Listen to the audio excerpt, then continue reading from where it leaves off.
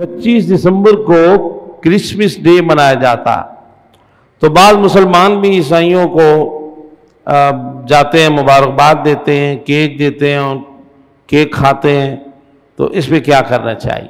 دیکھیے، مسلمانوں کو چاہیے کہ وہ اس طرح کے تہواروں میں شامل نہ ہو۔ حیرت ہے ویسے یار، مسلمانوں کی ایک بڑی تعداد ہے، یہاں بھی ہاتھ اٹھواؤں تو ہاتھ اٹھ جائیں گے، جنہوں نے اس سال عید بھی نہیں پڑھی ہوگی، سوئے رہے ہوں گے۔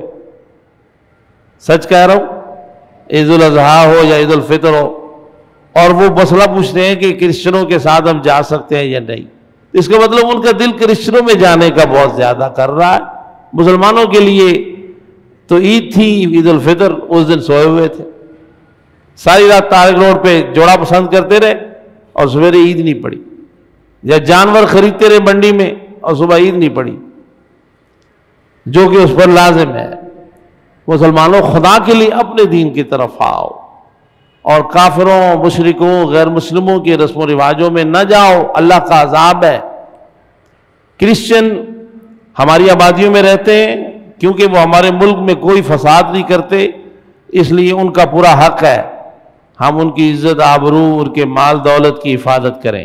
وہ آزاد ہیں اپنے دین کے معاملے میں، اپنی چار دیواریوں میں اپنے دین پر عمل کریں، لیکن اس کا مطلب یہ نہیں ہے کہ ہم ان کے دین میں جا کر شامل ہو جائیں۔ ہمیں بالکل کسی مسلمان کو یہ اجازت نہیں کہ وہ ان کی باتوں اور ان کی خوشیوں کو اپنائے۔ ہاں، یہ ہے وہ خوشی کر رہے ہیں تو ان کو کرنے دی جائے، ان کو ہم روکیں گے نہیں۔ اس کی مبارکباد دینے میں یا ان کے ہاں تحفے تحائف اس موقع پر دینے میں احتیاط کرنی چاہیے۔ وجہ یہ ہے ان کا کانسیپٹ کیا ہے، آپ سوچیں گے تو کانپ جائے گی روح۔ کانسیپٹ یہ ہے کہ حضرت مریم اللہ کی بیوی ہے۔ اگر کوئی آپ کی ماں کو آپ کی بیوی کہہ دے، آپ کی بہن کو آپ کی بیوی کہہ دے، آپ کی بیٹی کو کہہ دے یہ آپ کی بیوی ہے، تو یہ کیسا لگے گا؟ حالانکہ وہ ایک عورت ہے اور اس کا بیوی ہونا ممکن ہے، لیکن بہرحال بیٹی باپ کی بیوی نہیں ہو سکتی، گالی ہے۔ ماں کے لیے ایسا لفظ بولیں گے گالی ہے، بہن کے لیے بولے تب بھی۔ تو اللہ کے لیے بیوی یا کوئی ایسا رشتہ ہونا ممکن ہی نہیں ہے، تو کتنی گندی گالی ہے، استغفر اللہ۔ اور پھر وہ اس کے ہاں سے اللہ کا بیٹا پیدا کرتے ہیں اور اس کی یہ خوشی اس دن منا رہے ہیں۔ ان کو ان کے حال پر چھوڑا جائے گا اور اس میں شامل بھی نہیں ہوا جائے گا۔